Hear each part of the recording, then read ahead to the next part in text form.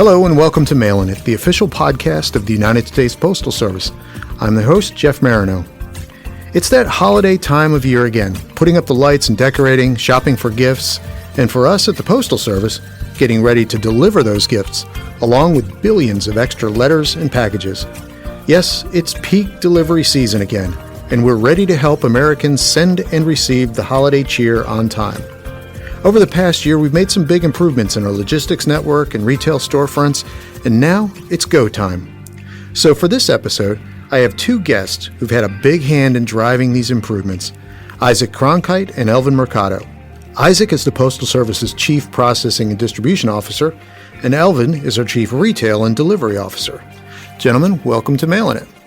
Thank you. Great to be here. Thank you for having us. Actually, Isaac, you've been on the podcast before for our holiday shipping season a few years ago, so welcome back. Well, thank you. Great to be here. We've made a lot of improvements since then, so excited to share what we've been doing.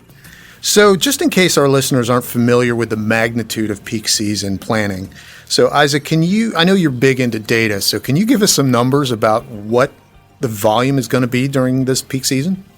So the biggest surge is the package volume. So last peak, we processed 658 million packages during our peak season. This year, we're planning on 759 million packages, so an increase of 100 million packages. And that's roughly 40% higher than it is during the rest of the year. So big surge in packages.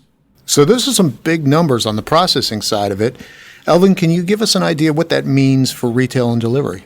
So like Isaac mentioned, we're going to see a significant increase in package volume, about 30-40% increase from FY25. But just to put some things in perspective, last year we delivered about 1.2 billion packages, and over 27 million of those packages were delivered between 6 and 9, giving the customers that early delivery. Now, keep in mind that doesn't include any holiday cards, any letters or flats, so that's just basically packages. We're also ramping up our staffing, bringing on some holiday city carriers, about 1,200 of those, and about 5,000 holiday clerks. So just keep our staffing stable going through the holidays. We also plan to extend our retail and pickup hours at some of our offices around the country. So we're more than prepared for the holiday surge, and our employees are more than prepared to help our customers. So those are some big numbers. I mean, billions and billions and billions. So how far in advance do you actually start getting ready for peak season? We start January 1st. Basically, when the minute our peak season is over, we start planning. We start looking at what happened last year. What can we have done better for our customers? And then as we ramp into peak season, once Thanksgiving hits, the week of Thanksgiving, it's all hands on deck for the entire organization, CRDO. Is that the same in the processing side? Well, we've been on a journey to improve our overall network over the past 5 years. And that work continues week in, week out. And all of it is amplified and geared towards achieving peak, expecting volume to grow.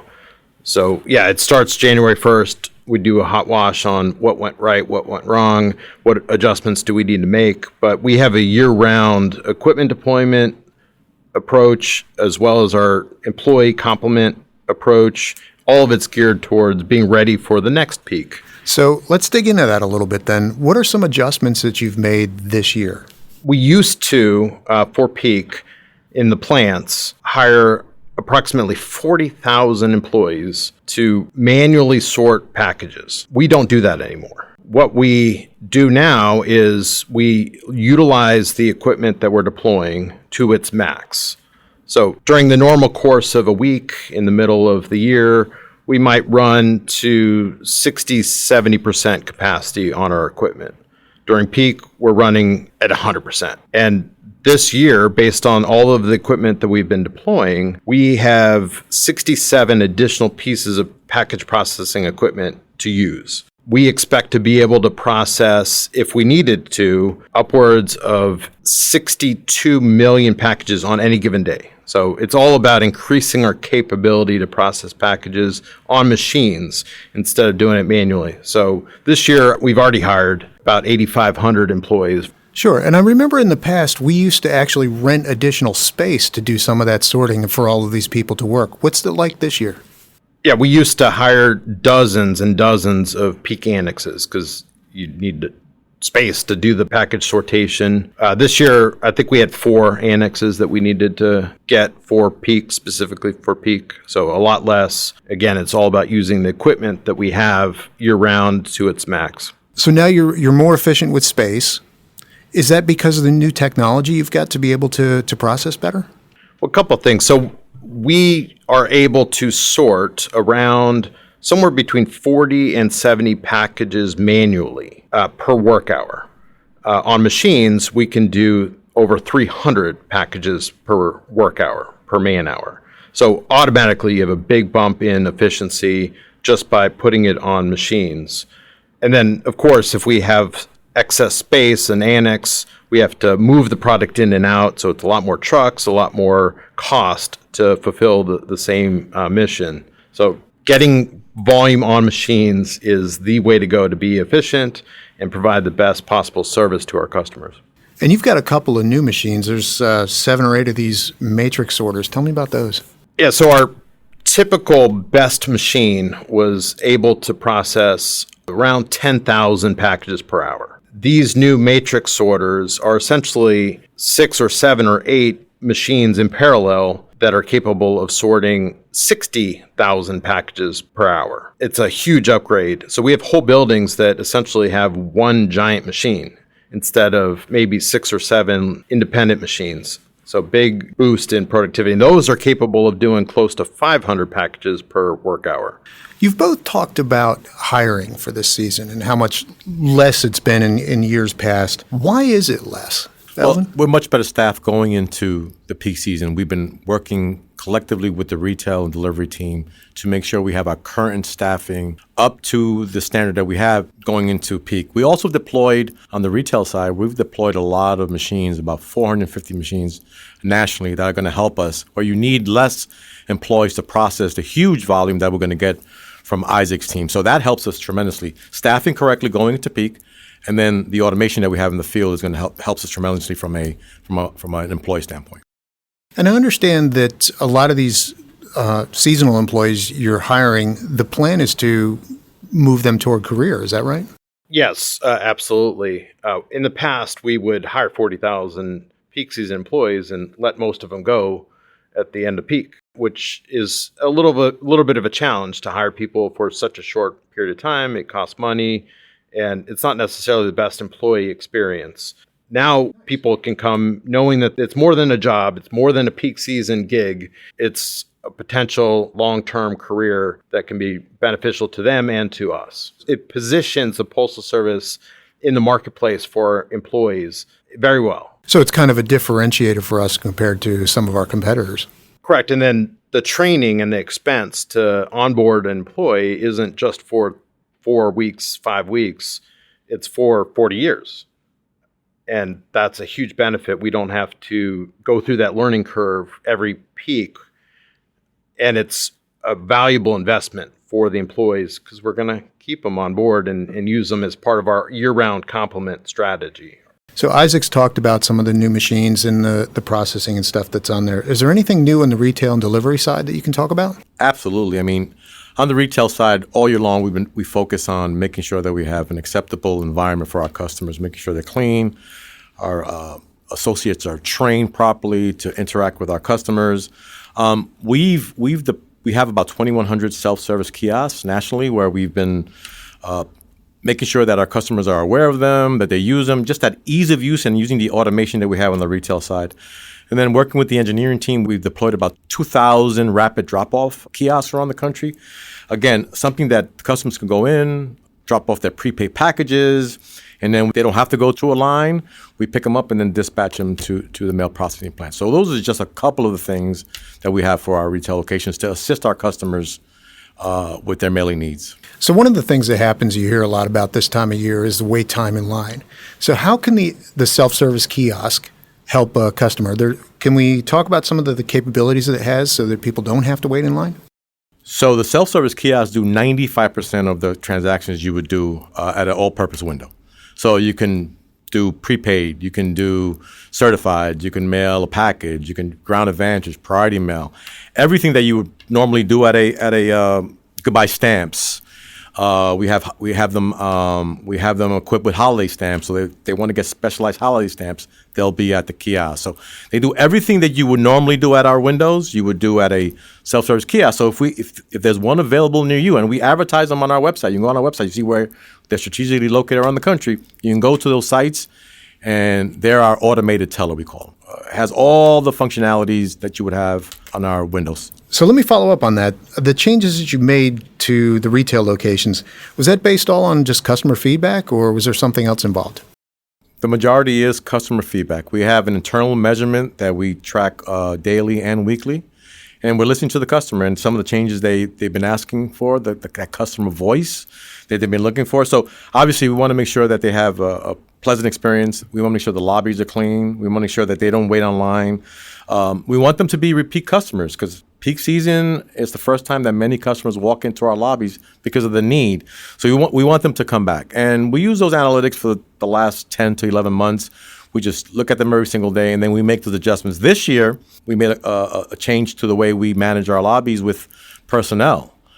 We work with the entire headquarters team of vice presidents, and we actually have a peak calendar for our lobbies. We're deploying headquarters employees all over the country to our lobbies to assist customers at the SSKs, at the rapid drop-off stations, all of the different technology, as well as any questions they may have for their mailing needs. So much different approach this year to helping our customers, because we heard their voice. So there's a couple other new things that are out this year, the new redesigned, modernized retail locations. I know there's a few of them out there right now, and this peak season is kind of their debut, right? Except for one of the 13 that we've completed. Yeah, this will be their first time. Brand new modernized facilities. We have another 25 coming up in calendar year 26. But extremely excited with those facilities. We've gotten amazing feedback from our customers and the ones that we've already modernized. But it's a customer-centric post office. Basically, again, listening to the customer, what they needed, digital menu boards, fresh new look, smart lockers are all deployed in there. We have all the SSK technology, 24-hour access for our customers. Since we've opened up the 13, the customers and the employees are ecstatic. Simply amazing, and we're looking forward to the additional ones going on in 26.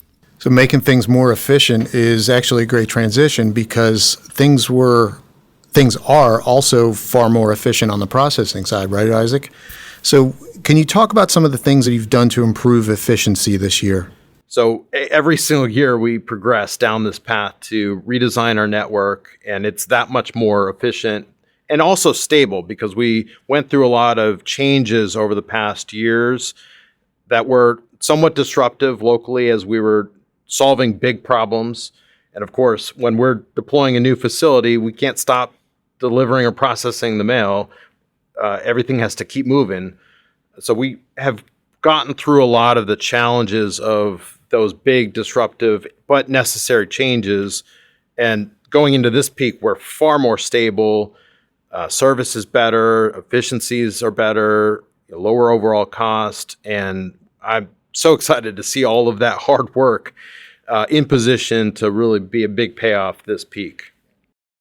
So, Elvin, we've talked so much about the retail centers, but you've got a whole nother side of it, the actual delivery side of operations. So these improvements that Isaac's made in the processing, how does that trickle down to the delivery side of things? So, I mean, it's just the work that we've been doing together over the last several months to get ready for peak, and those enhancements that Isaac mentioned are going to pay off dividends for us on the delivery side. Some of the things that we worked on, we have a process Isaac and I identified, having afternoon drops. His network volume, you see, is going to be up 30-40%.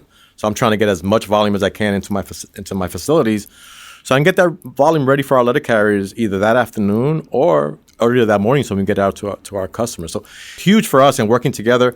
We also work closely with our DDU drop customers. We work with them early on, making sure that they're aligned with the right projections, giving us the volume, and making sure that we have that in place. The process the capability that Isaac has now to give us volume much earlier in the day is going to pay dividends when we look at efficiency, because now I can staff properly and make sure that I have the staffing aligned with the volume that comes in. And then that should pay off by me getting the carries back a lot earlier and tendering and giving Isaac volume much earlier in the day so he can start processing his machines and continuing that, very important cycle that we need to be successful on the delivery side.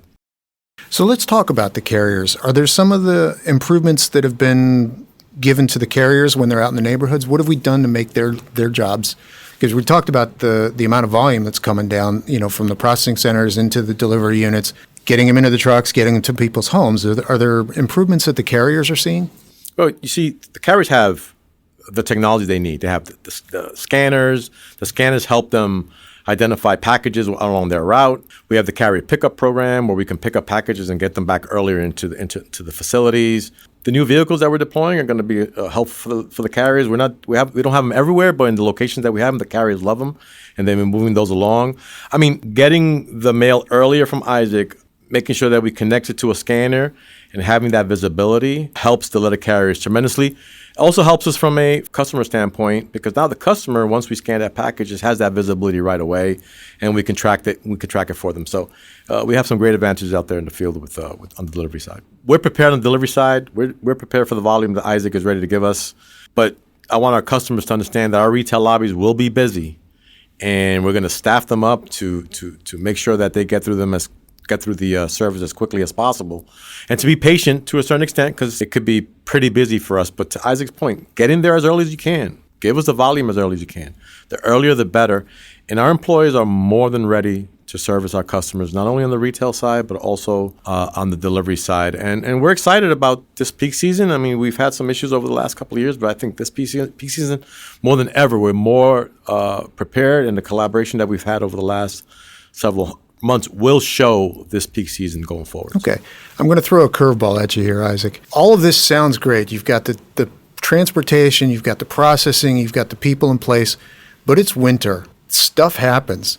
How are you guys set up to handle things that we can't control? Well, the one thing that I ask the weather gods is please make it snow where it's supposed to snow. Where they're used to weather, where the infrastructure is available, it's a non-event. Weather happens, snow happens, all of that good stuff. And, the trucks keep moving, plants keep processing. It becomes a challenge where it happens where it's not supposed to snow, where it's not supposed to be ice. Actually, ice anywhere is a bad thing, for safety and for movement of product from plant to plant. So it's not within our control. What we can control is how we react to those situations. And that is a strength of the Postal Service. We respond to uncertain challenges every single day. And I believe we're more and more capable to appropriately respond to those. So we have a one-day event and limit it to a one-day event, not allow it to turn into a multi-day, week-long event. One of the challenges during peak is the volume is up. So if we lose any processing capability for any extended period of time, very difficult to make up that ground. And we have the vulnerability of having a backlog that builds up and becomes impossible to dig out of. So we do have lots of levers to pull to utilize different buildings in an emergency situation if there are unforeseen impacts that actually shut down a plant, which is rare. But when that does happen, we have plans to shift volume to other neighboring locations, keep the product moving to the best we can, and then as soon as the roads open back up, provide that influx of delivery to Alvin. It's a challenge. Always hopeful, like I said, that it only snows where it's supposed to snow and nowhere else, please. So what can the general public or our customers do to help us or help themselves even during this time of year in the peak season? Well, a couple of things. I mean, if they want to get their packages on time, I would pay attention to our mailing dates, right? We want to make sure that they get into our retail lobbies and mail them on time. We want to get all Ground Advantages of first class in by December 17th, Priority Mail by December 18th, and Priority Mail Express by December 20th. And then if you need all this information, it's on our Postal Service website. It's public, so, and then utilize the automation that we have in our lobbies. Self-service kiosks, our smart lockers, our rapid drop-off stations. They're available and ease of use for all our customers. And from a delivery standpoint, we always ask, keep your mailboxes free of anything in the way. Make sure that it's clear. If it happens to snow, and in delivery, it doesn't matter to us. We go no matter what. what's, rain, snow, sleet, we're there. But it'll make it easier for us if we keep those areas clean so we can make sure we deliver your packages and your mail on time. Sure, good advice. Keep everybody safe. So let me shift the focus to you guys personally. How does your job change as we go into peak season? What's your schedule like? What's it look like for you? Let's start with Isaac. Well, a couple of things. One is less and less strategy and more operational execution.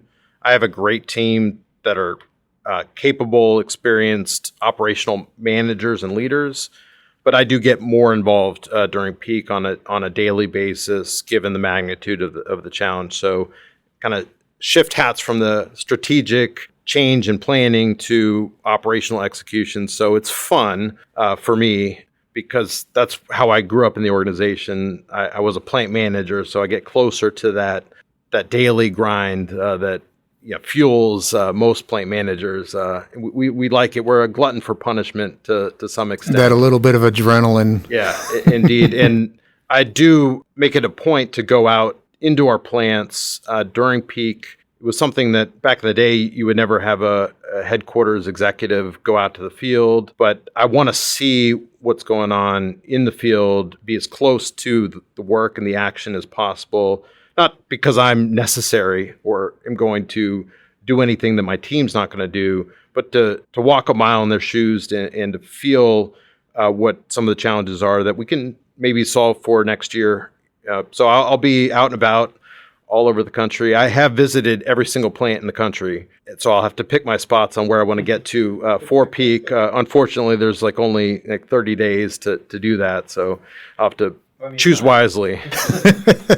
How about your days? How's that changing for you, Alvin? So similar to Isaac, we go away from sort of the strategy piece and making sure the plans that we have, we execute them. I mean, not that our days get any shorter in retail and delivery, but, we expand our days by, 12, 14 hours a day. We're doing 7-day a week calls, focusing on the sites that we feel may be an issue for us.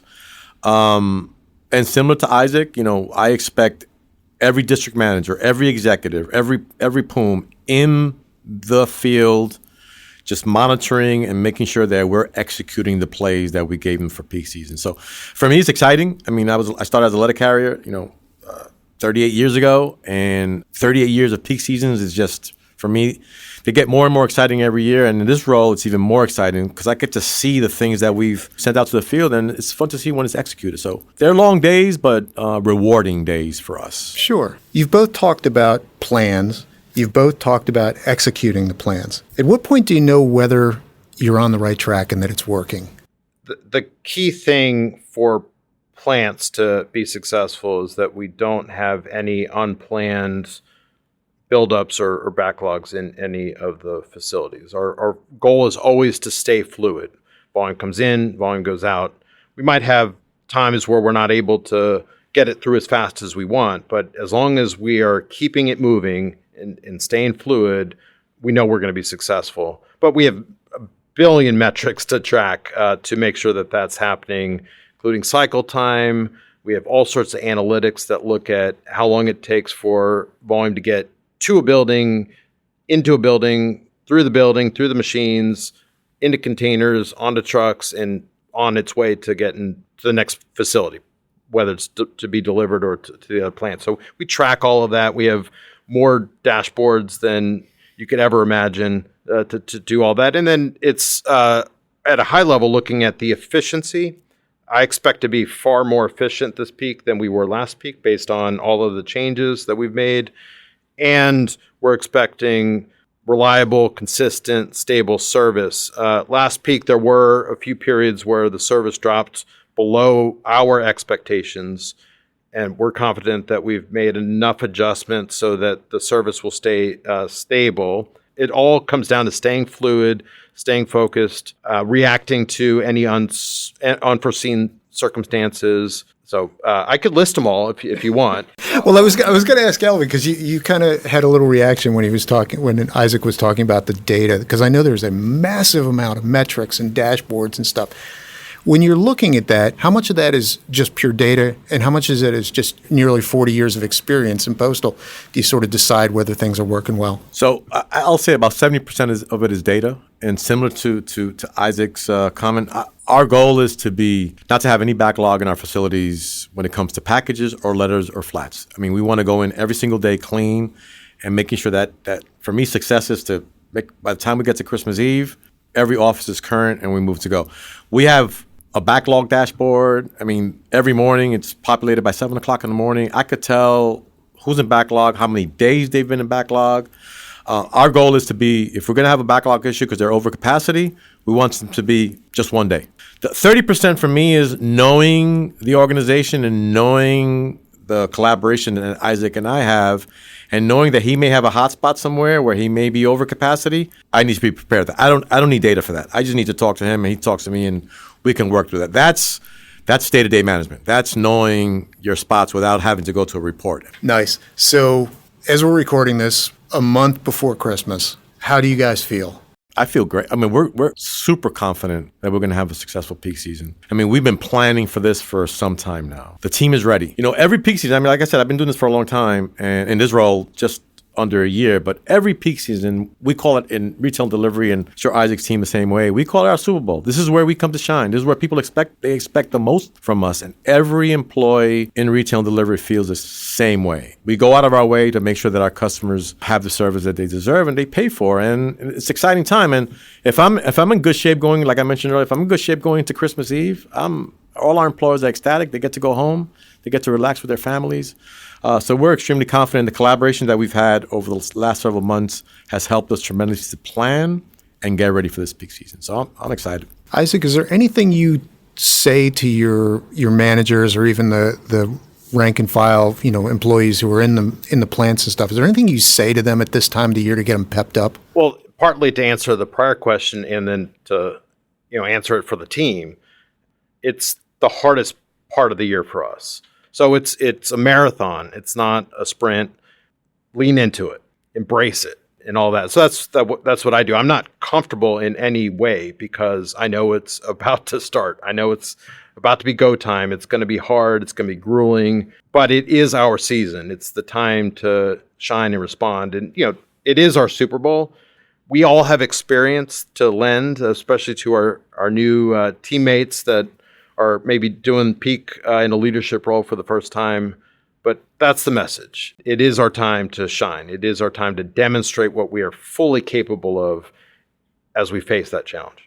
Well, Isaac, Elvin, I know it's a really busy time for you guys. Thanks for taking the time to coming in and talking with us and talking with our listeners about what you guys are doing. It feels pretty good that we're ready for it. I feel a confidence in both of you guys that the plans are there, the capacity's there, the staffing's there, the experience is there, that we can have a good season. So I'm wishing you all the best. Well, thank you for having us. Thank you. Happy holidays.